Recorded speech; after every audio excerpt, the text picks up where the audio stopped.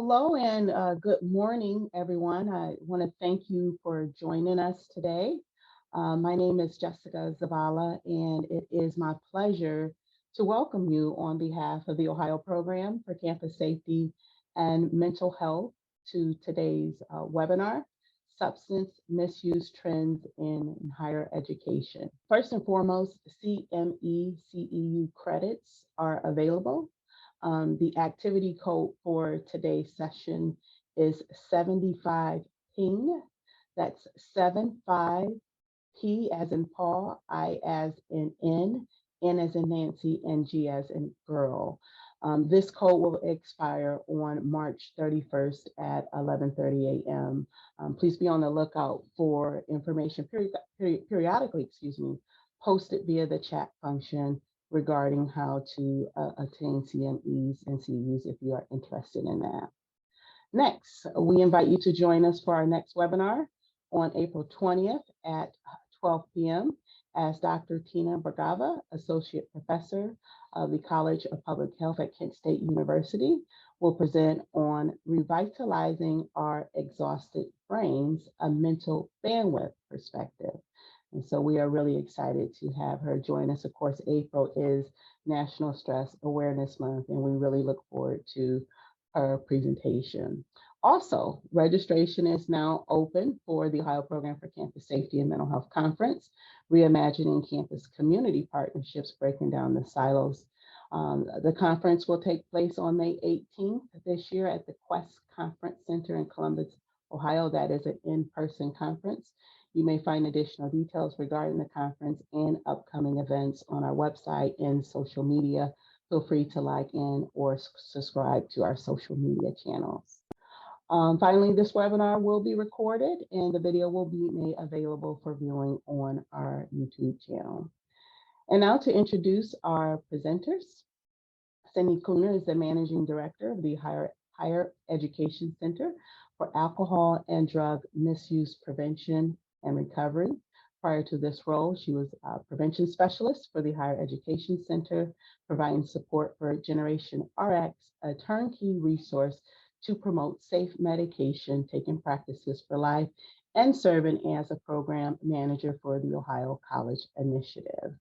Before joining the center, Cindy spent 9 years coordinating school and community-based prevention in Ohio. She obtained her Bachelor of Science in Social Work from Bowling Green State University and Master of Public Health from The Ohio State University. She's a licensed social worker and Ohio Certified Prevention Specialist. Also presenting today is Ahmed Hasni, and he is the Assistant Director within the Student Life and Student Wellness Center at The Ohio State University. He oversees the alcohol and drug initiatives of the center, providing leadership to the center staff who support students in making healthy choices regarding alcohol and drugs. His passion for advocating for working with people in recovery and their families. Ahmed received his bachelor's in community, family, and addiction sciences from Texas Tech University, where he was a member of the Collegiate Recovery Program and president of the Association of Students About Service. He received his master's in social work from The Ohio State University, and he is a young person in long-term recovery since 2007. He is committed to helping implement frameworks that allow all people access to necessary resources to garner sustainability and enriching long-term recovery. And so, without further ado, I turn it over to Cindy and Ahmed. Thank you both for joining us today. Thanks, Jessica. Thanks for the warm welcome and wonderful introductions. We certainly appreciate it. I am Cindy with the Higher Education Center. We're thrilled to be with you today. Ahmed, do you want to say hi? Yeah, hi everybody. I think I need to update my bio. I'm not a young person anymore, but I was when I wrote it. But yeah, my name's Ahmed Hasni. I use he, him pronouns. I'm also a member of the Higher Education Center as well. I think that's important to mention that I'm the director of recovery there and work closely with Cindy and have the awesome opportunity to work with all of our Buckeyes here on campus as well. Yeah, so we're thrilled to be with you today. Thank you so much for taking time out of your busy schedules to join us. And today, our focus is going to look at substance misuse trends in higher education. But first, we wanted to share a little bit more about who we are at the Higher Education Center. We'd love to learn a little bit more about who you are, who's joining us today, and then we'll dive into our presentation. So as you have heard, the Higher Education Center, we're housed at Ohio State. We're a collaborative of the College of Social Work, the College of Pharmacy, and the Office of Student Life. And our role is really to support professionals who are working to address collegiate substance misuse across the continuum. And so we do that through a number of ways. You can see some of our resources that are available on the left-hand side of this slide, but a lot of the work that we do is training. We provide web-based training through free webinars that happen on a monthly basis. We have learning collaboratives, which are a series of web-based trainings around a specific topic. We do an annual conference each year, but we also have a number of resources that help connect you with other resources as well, like our weekly e-newsletter, the U Report. So a lot of the things that we do are available at no cost. You can learn more about them at our website, hecaod.osu.edu, and you'll hear about a few opportunities to engage with us at the center through our presentation today as well. So now that you know a little bit more about the center, we'd love to just know a little bit more about who's with us today. So if you could do a quick introduction in the chat, we're very interested in knowing if you are at a university, what department or unit are you working within? What university are you joining us from? So do we have folks from large campuses, from small campuses, from public-private? Community colleges, or even folks that may not work on a campus. So if you don't mind sharing in the chat who you are and where you're from.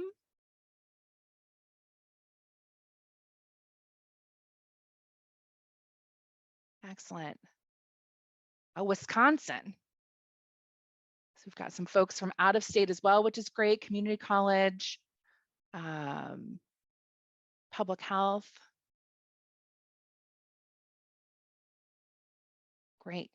Nice to see some friendly names in the chat, as well as lots of new folks as well. So excellent. Well, that's helpful to us just to have a better sense of who's joining us, and hopefully the information that we shared today will be valuable to you regardless of where you're working and your role. So let's dive into what our presentation will entail. So we have 3 learning objectives today that we're going to focus on. The first is we hope that after this presentation, you'll be able to describe some of the current trends related to collegiate substance misuse, specifically around alcohol, cannabis, prescription drugs, and fentanyl.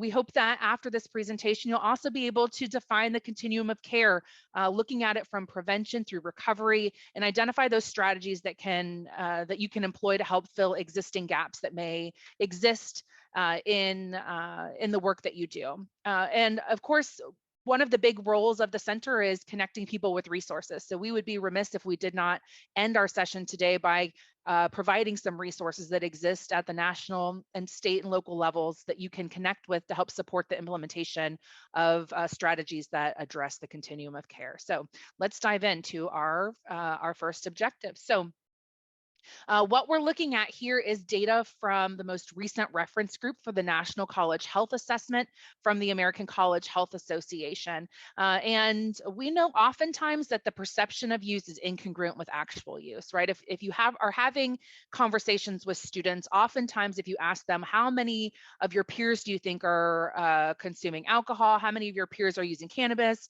How many of your peers are using other substances? Oftentimes their perception is drastically higher than what the data is showing us in terms of actual use.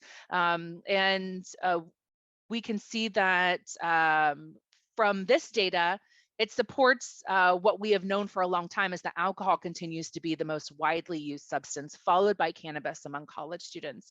Though we can also see that about 30% of students report having never used alcohol, about 62% report having never used cannabis.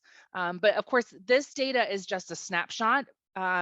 It is still evidence of a couple of trends that we are seeing among college students. One, and this is true beyond college students, but we're seeing it within the college population as well, is there's been an increase in alcohol consumption among men that now outpace, or I'm sorry, among women that now outpaces men, right? So for a long time, when we looked at the number of men consuming alcohol, that was far more than the number of women who reported consuming alcohol. That gap has been closing, and in the last couple of years, it is actually women have eclipsed men when it comes to the number of women reporting consuming alcohol. So that's something that we're seeing again across the board, not just in college students, but it is also true in our college student population as well. Another thing that we can see here is that our transgender community are using substances at a higher rate than their cisgender peers. And with the incredible amount of discrimination and harassment that our transgender students are facing right now, they're at such a high risk for behavioral health harms. And so we really need to be thinking about what our campuses are doing to help support those students and address those issues. We can also look a little bit at some Ohio specific data. So this data is coming from the National Survey on Drug Use and Health that comes from SAMHSA, the Substance Abuse Mental Health Services Administration.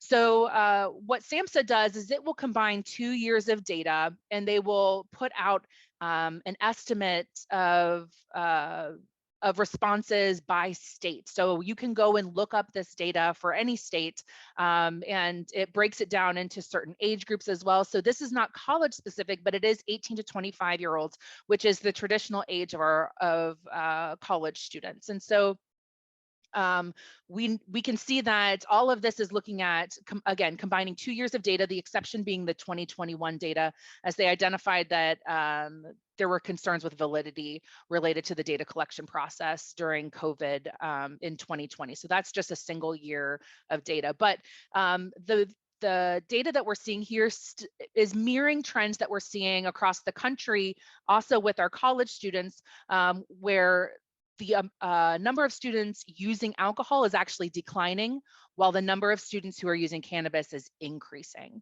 Although alcohol use is on the decline, and binge drinking, the number of students reporting binge drinking is declining, what we are seeing is those that are choosing to binge drink are drinking larger quantities of alcohol per drinking occasion, right? So they're experiencing greater harms because of the quantity of alcohol that they're consuming, even though the number of students that are consuming at that level is actually on the decline. So I'm going to pass it over to Ahmed. We'll talk a little bit more about alcohol specific trends.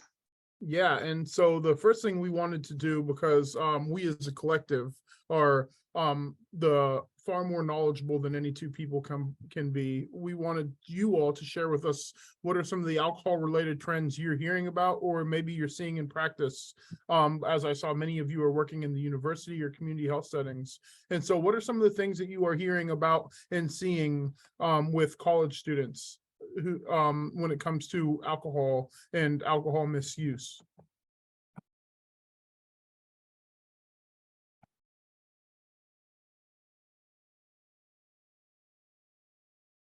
While we wait for okay, yeah, so large drinking cultures, drinking multiple times a week, absolutely. Normalizing wine misuse. Jeff said Borgs, which we are definitely going to talk about.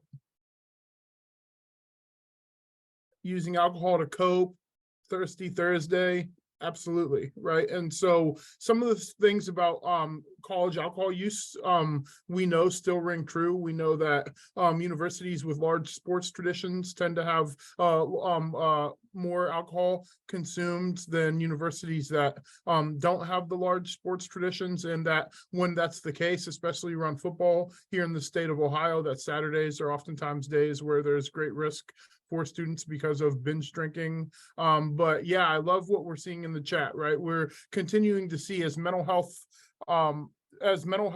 and stress and depression numbers continue to rise on college campuses, substance misuse is becoming less social activity, or not only a social activity, but also a maladaptive coping mechanism for students who are struggling to find the resiliency or whatever it is that they need in order to navigate all of the stressors there are of being a college student, whether it's grades, whether it's I'm graduating and I don't know that I'll find a job that I can afford to pay my student loans back, this economic decline, all of the stressors that we as Americans are experiencing, but college students especially are being faced with them. And so next slide, please, Cindy. Thank you guys for that. And so we did hear the mention of Borgs. And so some of you may think, what is a Borg? I thought this was about alcohol, not Star Trek, right? And you would be right to feel that way. I was the first time I heard it. I was sure we weren't talking about alcohol, but a Borg actually stands for a blackout rage gallon. And so what they are students are taking like a gallon, like a milk jug or a gallon of something. They are emptying them out and replacing them with water or with alcohol, oftentimes like a liter of alcohol or a large amount of alcohol. And then they fill the rest up with water. And then they use something like Mio or some sort of flavor enhancer to add flavor to it. And they are consuming it. And there's lots of concern around this. The concern stems from universities who have had really scary experiences with lots of students utilizing Borgs. There is some concern that because it is becoming a TikTok trend, that it will spread across the country and it will become an issue on more campuses than it currently is. But when we talk to some of our friends in the field and some of the folks that are experts, they remind us that oftentimes these types of things become over sensationalized. And so when we think about how we are going to address these Borgs on college campuses, we want to make sure that we're educating students on standard drink sizes, how Borgs will make it more difficult to understand how many drinks you've had and make healthy decisions about whether you should continue to drink, and really relying on what we know to work with college students, which is teaching them skills in order to be safe. And so these are definitely things that are trending on campuses. I was at a conference 2 weeks ago, and it was one of the topics that students wanted to talk about, and it's something to keep an eye on. But we have that group of experts that are training advisory committee that we meet with, and they felt very strongly that we don't want to start creating specific programming for Borgs, that we're not at that point yet, but that this is a topic that we need to be keeping our eye on. And so this is definitely one of the scarier ways that students are misusing alcohol on college campuses right now. Yeah, thanks, Ahmed. So let's transition to cannabis. What are some cannabis-related trends you're hearing about on campus or within your practice?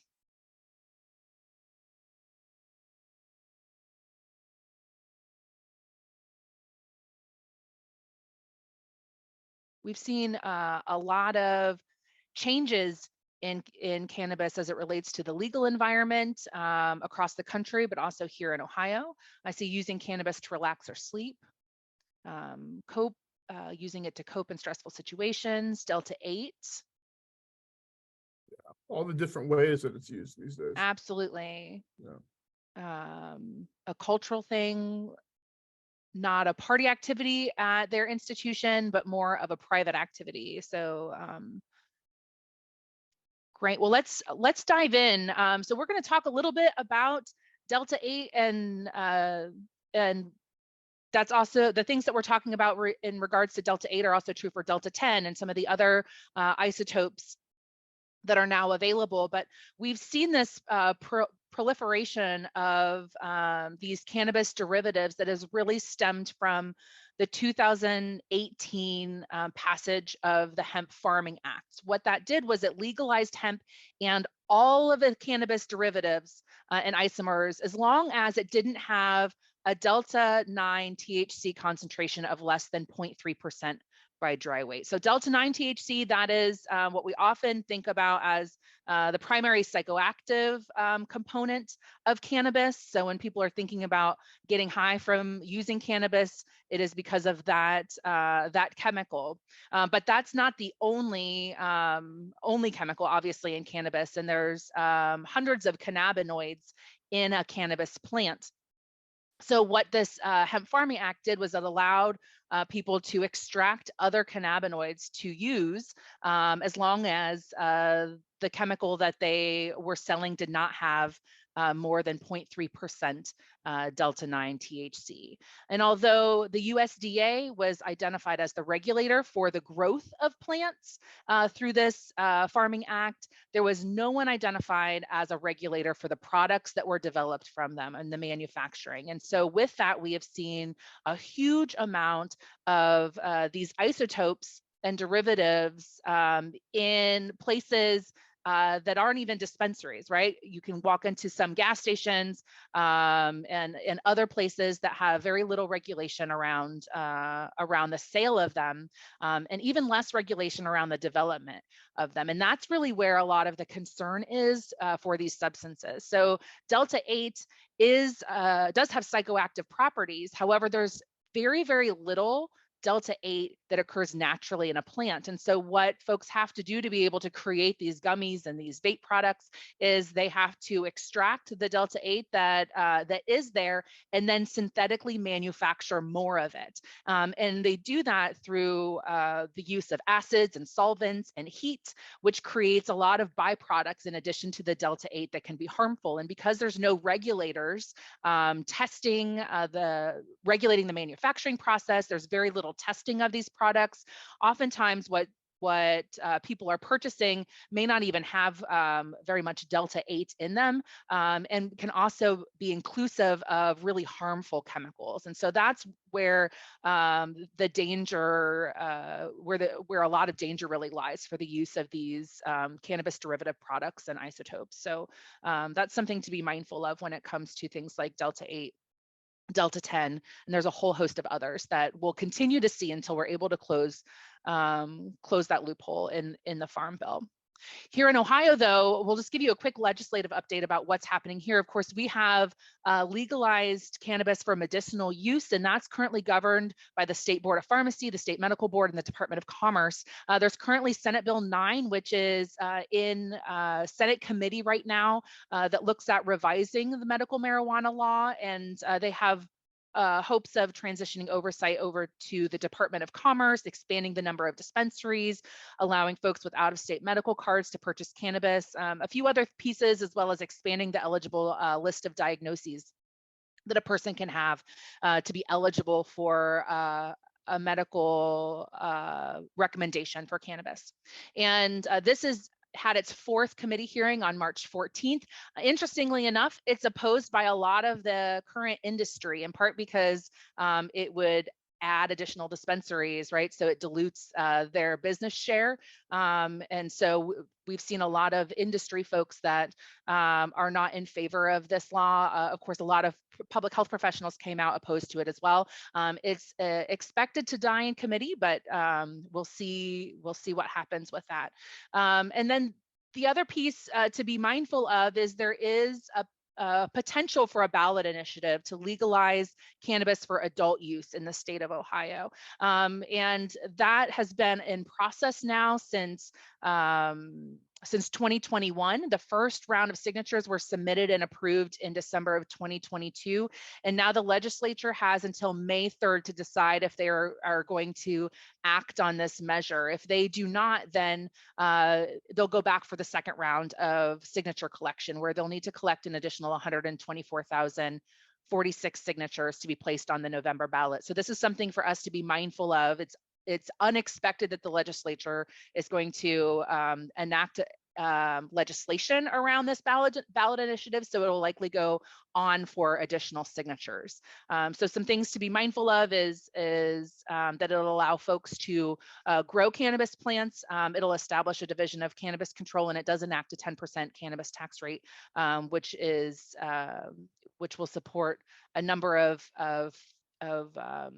programs that they've identified within the bill. And so next we wanted to talk about prescription drugs, the third of the big three on college campuses. And so this is a very interesting topic right now as the drug landscape continues to evolve and in many ways gets scarier when we think about those of us who are working in health and safety and trying to protect individuals who are making decisions about whether or not they will or won't use drugs. And so we wanted to know what you guys are hearing and seeing about prescription drug use amongst college age students, and especially on college campuses.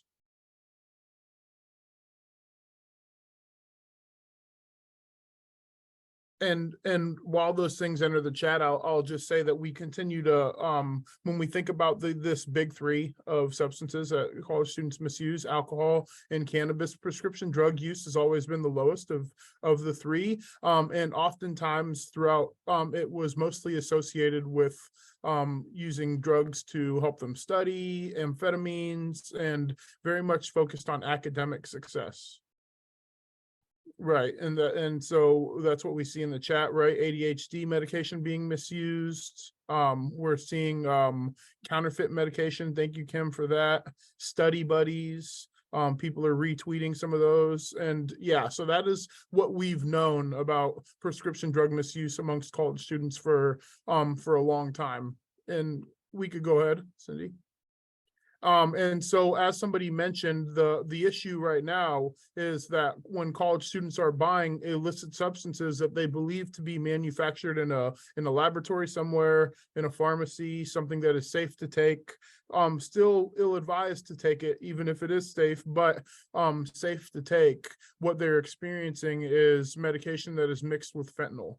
And so this is a picture of a oxycodone tablet. It's not necessarily the ADHD medication, but the importance of this photo is to show you how closely they match each other.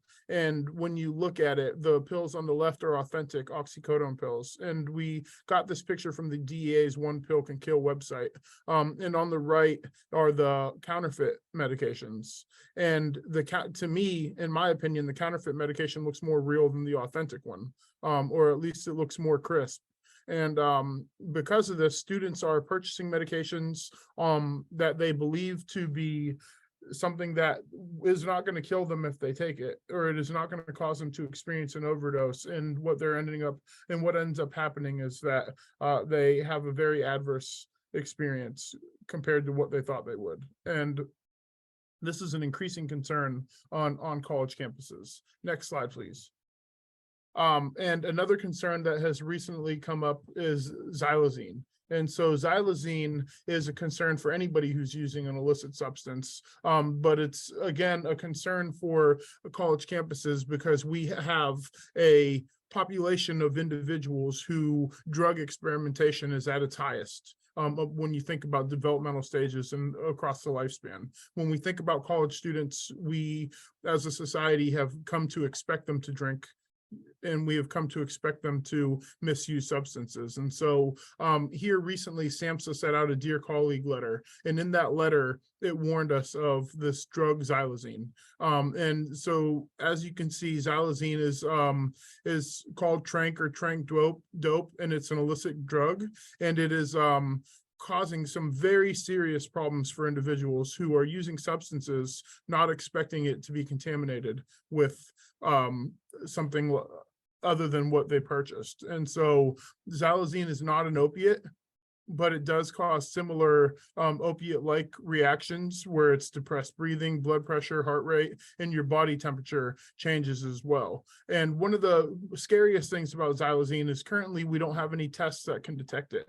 And so as we continue to see lots of progress made in harm reduction across the state, for example, I believe it's in a few days actually where we will have decriminalized fentanyl test strips, which is a huge win for those of us who are trying to create safer communities. The fentanyl test strip would not detect xylazine, and there's really not many tests right now to detect it. And so it just adds another element to this ever-changing drug landscape, which makes it much more difficult to navigate it safely and increases the likelihood that somebody could use drugs one time and experience a life-altering event, potentially even death. And next slide. And so here is something that I wanted to talk about, because it's something that I think is prevalent on college campuses, and we need to think about how we are talking about these issues on college campuses. And in conversations that I had with some student leaders on campus who work to do harm reduction, we had this conversation around specifically around language. And the language that we've traditionally used is that we're experiencing an opioid epidemic. And we did that because this started, many of us who work in this field know how this started with Purdue Pharma, with the misuse of Oxycontin, with the treating pain levels as using pain levels to grade doctors, and how they're assessing patients' pain and whether or not they're making them comfortable, and how that snowballed into an epidemic where we had lots of people who were addicted to opioids, and then fentanyl entered the scene, and we started to see a contaminated drug supply. And now this is mushroomed into this crisis that we've been facing for many years. And eventually our public health response started to catch up with what was going on. And we as a country knew that fentanyl was dangerous, that fentanyl existed, that to use heroin or an opioid was dangerous. And so we started to see our public health responses having returns, as far as people being safer when they use, and deaths being avoided. Not completely, but it was starting to get better. But then what we started to see was fentanyl showing up in places that are not opioids. And so what this chart depicts is overdose deaths using cocaine or psychostimulants, right? So like a methamphetamine or something of that nature. And in about 2015, we start to see a spike and a rise in deaths, which are represented by the yellow line. And what that's saying is that that person died not because they used too much cocaine or too much of a psychostimulant, which is what they purchased and thought that they were taking, but instead because it was mixed with some sort of opioid, usually fentanyl. And so that is about when we started seeing that the entire drug supply was being laced with things like fentanyl and now xylazine, rather than just opioids. And so here on college campuses, it's important for us to now talk to students about any. Absolutely, Crystal, I agree. And so here on college campuses, it's important that we talk about any substance that you are using is something that you should be checking with a fentanyl test strip.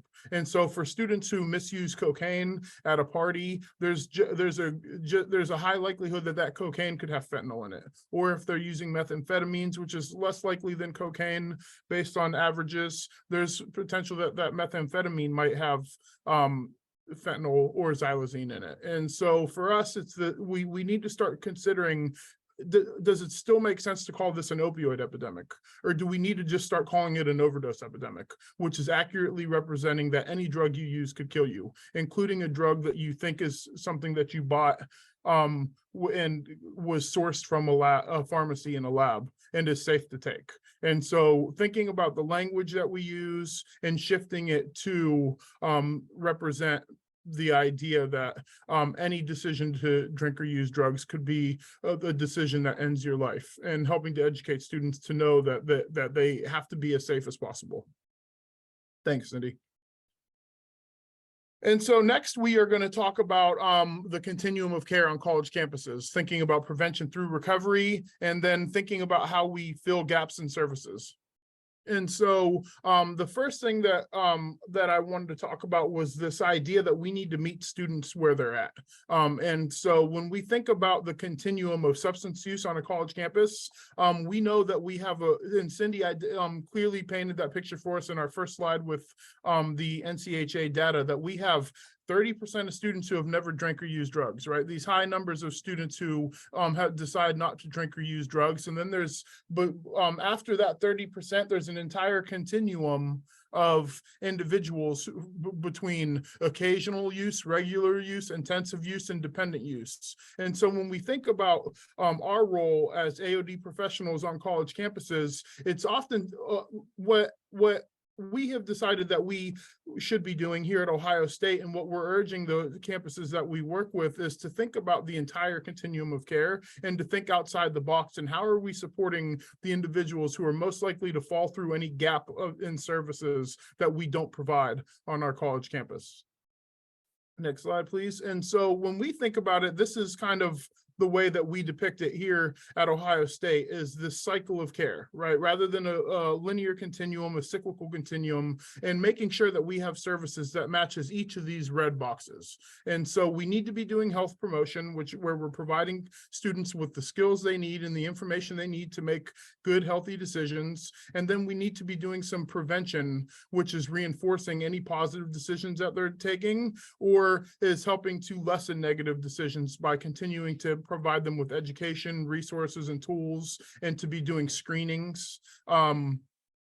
With students and things of that nature. SBIRT is a evidence-based practice that we try to practice on our campus.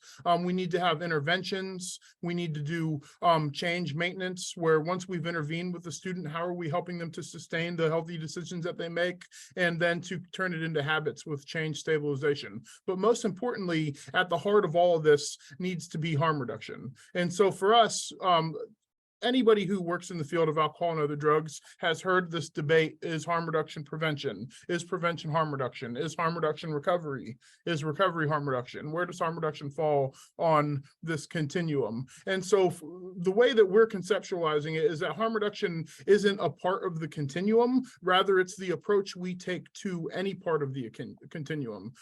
And so next slide, Cindy. And so harm reduction really is about these 4 ideas and principles. And we pulled these from the National Harm Reduction Coalition. And so it's about respecting the rights of people who use drugs. I can be a preventionist, and I can be one who, in the way that I carry myself, the way I talk with the people I'm working with, the way that I do my work, is not being respectful of the rights of the individuals, and maybe talking down on them, making them feel judged, maybe stigmatizing them, right? I can be a person in recovery who thinks there's only one pathway to recovery, and because of that, I treat people who don't agree with my pathway differently, and because of that, I'm becoming a negative impact on their ability to stay sober. And so for us, when we talk about harm reduction, we're talking about living based, talking about a set of principles and ethics which guide the way we approach the work with human beings and in the community, and what it is we're advocating for. And so these 4 things: respecting their rights, using evidence-based practices, grounding our work in social justice, and making sure that we remember that it's the unjust war on drugs which brought us to where we are today, and avoiding further stigmatization of drug users, is the best way to approach college students, or in my opinion, any person, and be successful in helping them to make healthier decisions and to reach the goals that they've set for themselves in their lives. Next slide, please. And so what would that look like on a college campus? The first step, we believe, is that you need to fill gaps in services. We can't meet students where they're at, which would be the second step, if where they're at, there currently isn't a service to support them in that position, right? And so that means we need to be educating students on and providing them with healthy skills. We need to have interventions for the students who indicate risk, and then we need to have resources for those who decide to make changes, including supporting people in abstinence-based recovery as well. And we need to do all this while reducing stigma. The number 1 problem for students who use drugs on college campuses right now, well, there's 2 problems that when they intersect with each other, it creates a scary situation. First, that college students are the number 1 developmental stage, like group 18 to 24-year-old college students are the highest drinking and drug using population in our country. But then you mix that with them being also the least likely to seek help for this, and you create a situation where there's a huge problem, and it's not going to solve itself. And we need to think about what it is that we've done in these environments to create this problem. And so for us, we believe that one of the things we can do is by reducing stigma and normalizing help-seeking behavior, we can show students that it's okay to struggle. And if you're struggling, that there is help here for you.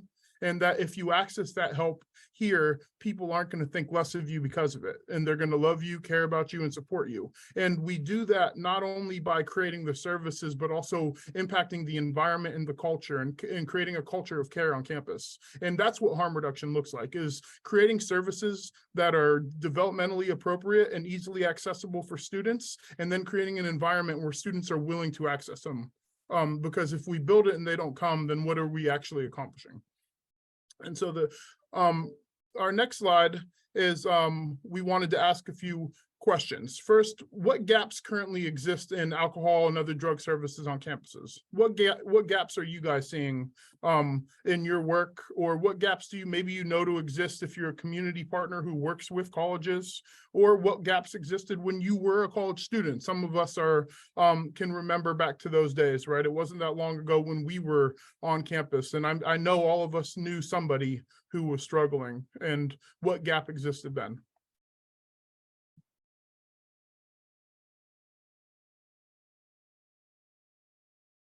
Okay, peer support groups, collegiate recovery, absolutely. So yeah, that's a big one. Counseling centers don't often have an AOD expert. No 12-step support, no mutual aid. Right. Jennifer pointed to a big problem is a lot of us don't even, a lot of us are so awesome, have our heads in the sand so much that we won't even admit that students are using drugs, which is literally as American as apple pie, right? College students drink and use drugs. That's what we depict in society, of course, in social media and media. That's what, of course, that's what they're going to do. No resources, stigma, no detox units in smaller communities, absolutely. And then it's difficult to access those things as well. Right, fear of getting in trouble. So we continue to use a conduct approach to supporting students rather than a health and well-being approach. These are all great. And so the next question that we have is, how can we close some of these gaps? What would you guys, if we could all go to sleep and wake up tomorrow, what's one change that would help? What are some changes that if we woke up and they had occurred could start to close some of these gaps?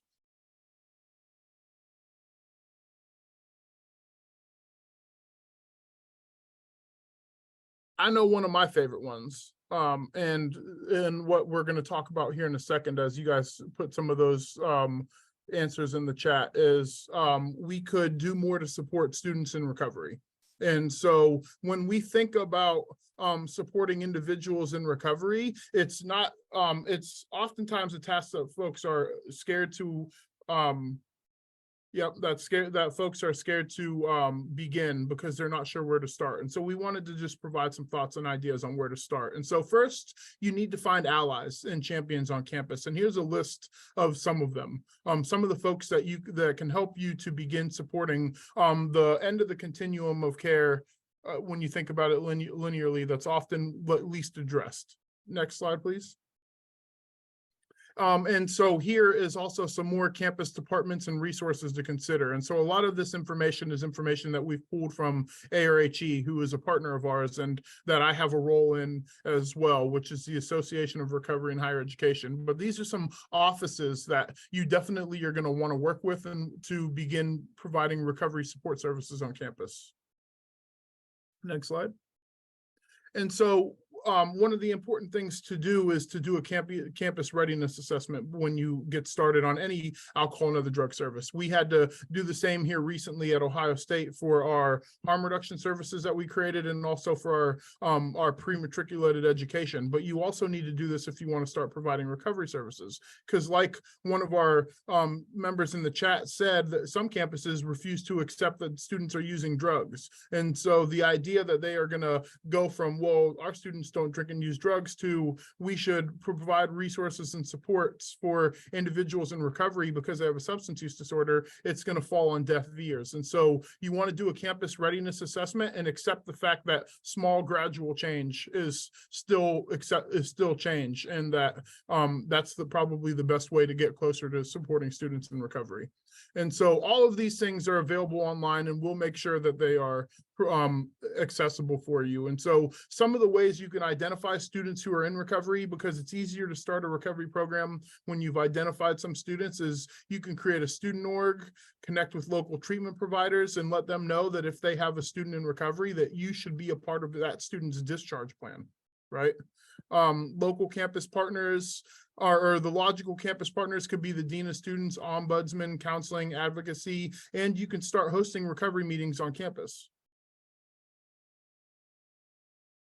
And so, but the most important thing is you need to have a plan once you've identified students, and you need to think about things like, why would your student want to engage with your office? If they're successfully in recovery, what are you providing that student by creating this space, and what would be the benefit for them? How can you leverage what students you do find to find more, right? What we did, and I wore an example, is we created t-shirts and asked them to wear it to their local recovery meetings. And then people started showing up because they just wanted a t-shirt. And so that helped us a lot.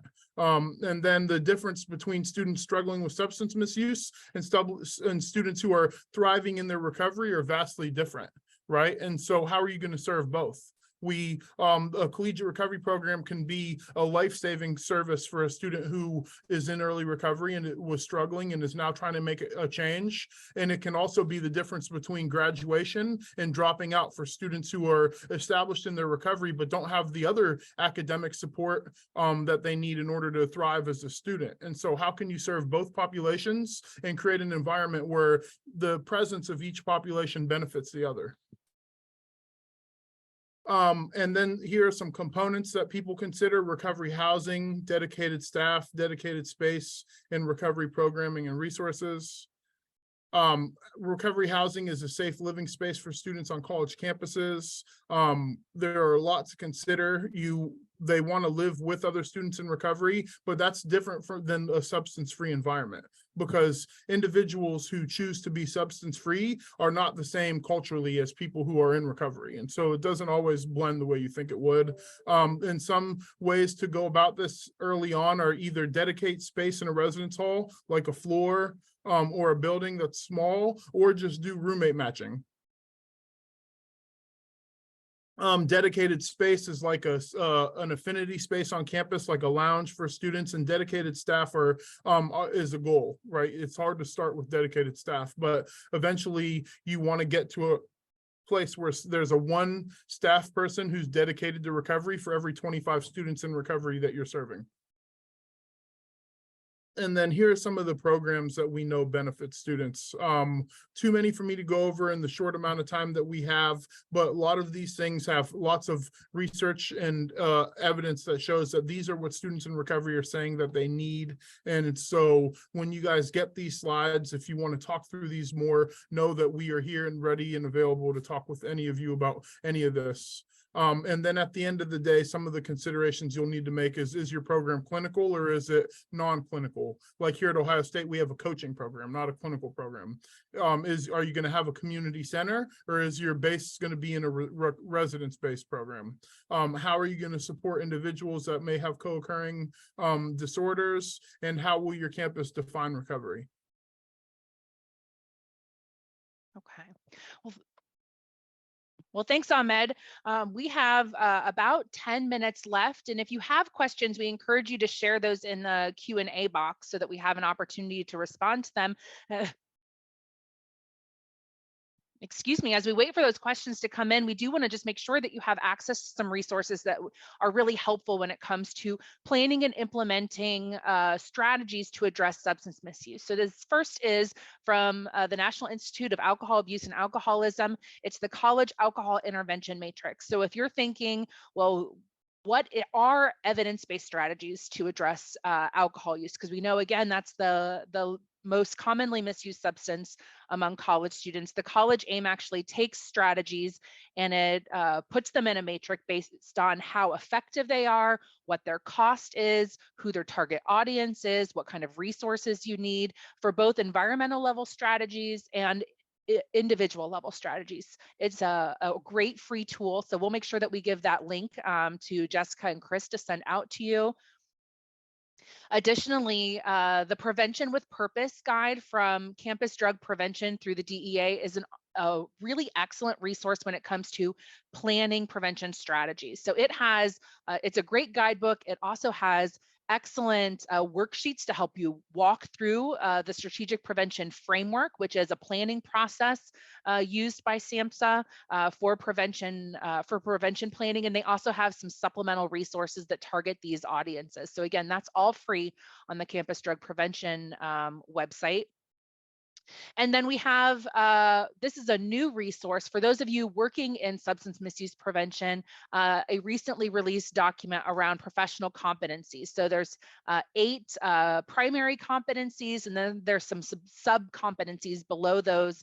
And these are the things that have been identified as, if you want to be able to be effective at the work that you're doing around substance misuse prevention, if you're looking to hire new AOD staff, this is a great guidebook to help you identify what are the key things that folks need to know, the key skills they should have around to be able to be effective at addressing AOD issues on campus. And then, of course, there's lots of resources in terms of organizations that can provide support. We've mentioned the American College Health Association. Many of you are probably familiar with NASPA. They have a really great conference in January each year around mental health and substance misuse, as well as sexual violence and health and well-being for those of you that are working in that space. Ahmed mentioned the Association of Recovery in Higher Education. I dropped their website in the chat earlier.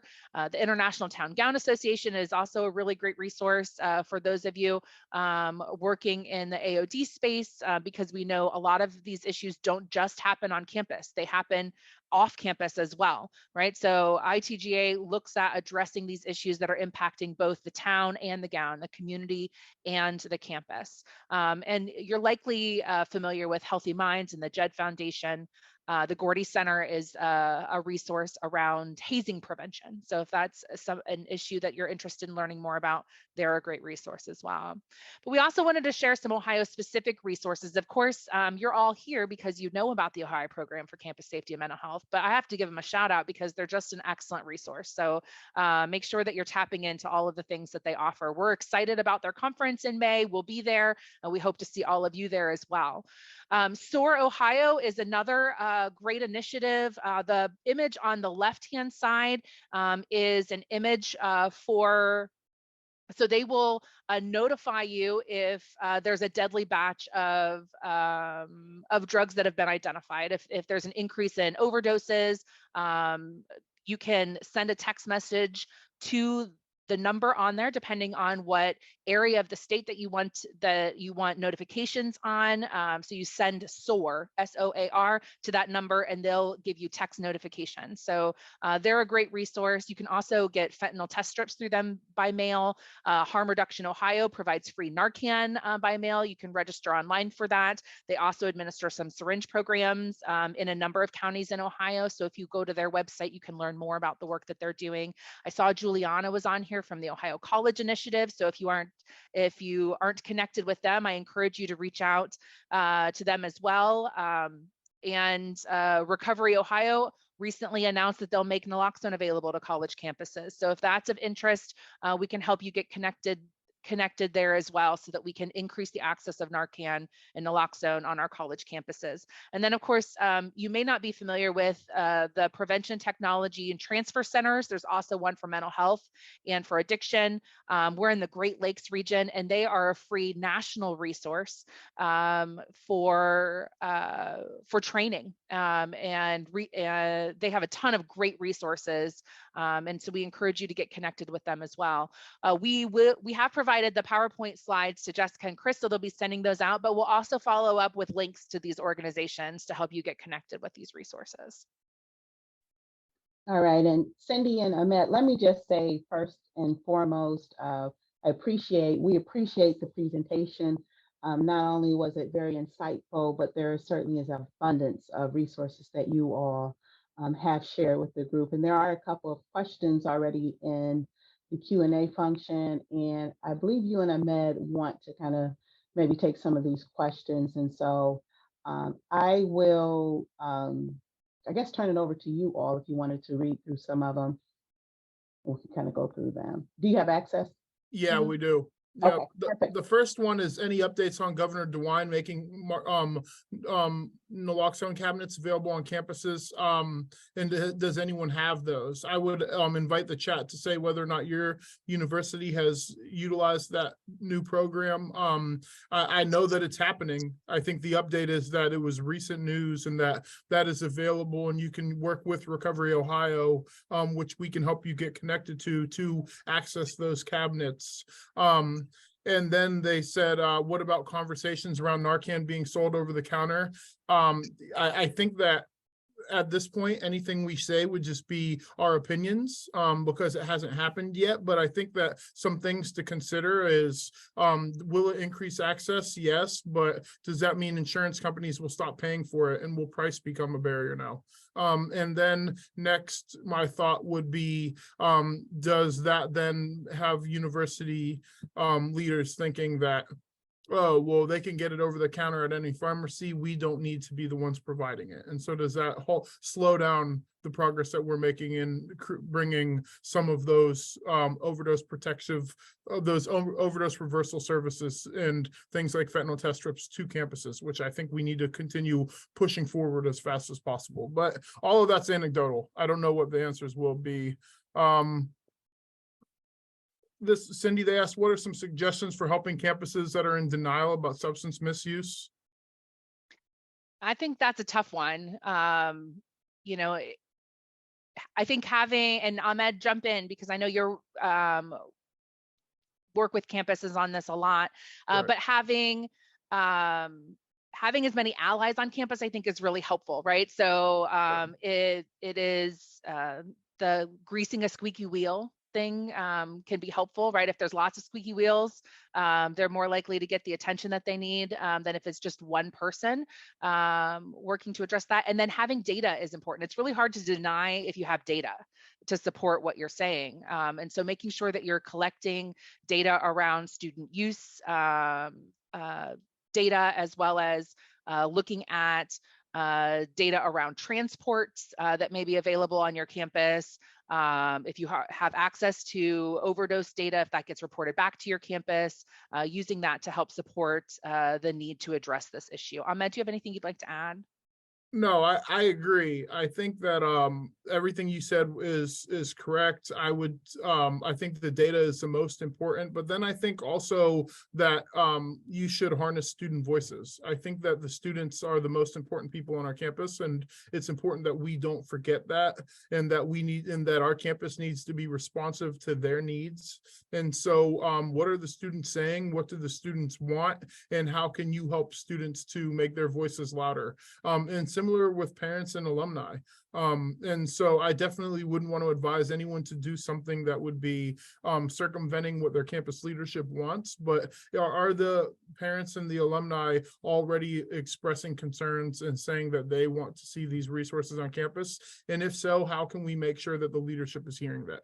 And so I also think it's important to remember that the best way to eat an elephant is one bite at a time. And so if your campus isn't ready today, what is a small step that you can take to get them closer to being ready? When we think about our harm reduction journey that we've been on here at Ohio State, when I started working here 8 or 9 years ago, our OSU PD weren't even carrying naloxone yet. And now not only are they carrying naloxone, but we're handing it out to anybody who will take it. And so it's been a small journey that we took one step at a time, but I think that campus leaders want to do what's best for students, but sometimes they just need help to understand what the actual problem is and to see how the solutions can benefit the students. Thanks, Ahmed. Yeah. I see Stephanie's question about the conference that I mentioned. That is the Ohio Program for Campus Safety and Mental Health Conference. It's coming up May 18th. So perhaps Jessica or Chris could either chime in or drop something in the chat. I believe Chris is preparing to drop some information in the chat regarding that. That information is also on our website and will be promoted on our website, or excuse me, our socials very soon. And so again, the details to that is available already. I did see there was another question, Stephanie Lancaster, or actually a comment regarding the Narcan over the counter conversation. So Stephanie, if you have any details, you can feel free to of course, share that information in the chat before we close out. Yeah, the FDA did approve Narcan for over-the-counter sales yesterday. So that's a big piece. But I think Ahmed mentioned that what that looks like, when that rolls out, like all of those details have not, I don't believe, have come forward yet. And it'll be interesting to see, how that impacts perception of how we distribute Narcan on campus. Right. So there's more to come again, with that particular conversation. Well, again, Cindy and Ahmed, I just want to thank you. There were so many nuggets, so many great detail, so much great detail of information on specifically changing the language, right, from overdose epidemic versus the opiate epidemic. Just one key takeaway that I am going to leave out with. Thank you so much. The conversation and discussion is definitely needed and needs to happen more on college campuses here in Ohio, as well as across the country. So we thank you so much for your time. We also thank everyone for joining us today. As you all can see, the chat is highlighting the appreciation for this webinar today. And so one more time, if you are interested in claiming CME, CEU credits, the activity session code for today is 75 ping. That's 75 PING. P as in Paul, I as in N as in Nancy, and G as in girl. Thank you all so very much for your time, and we hope to see you in April at our next webinar. Thank you again and have a great afternoon. Goodbye.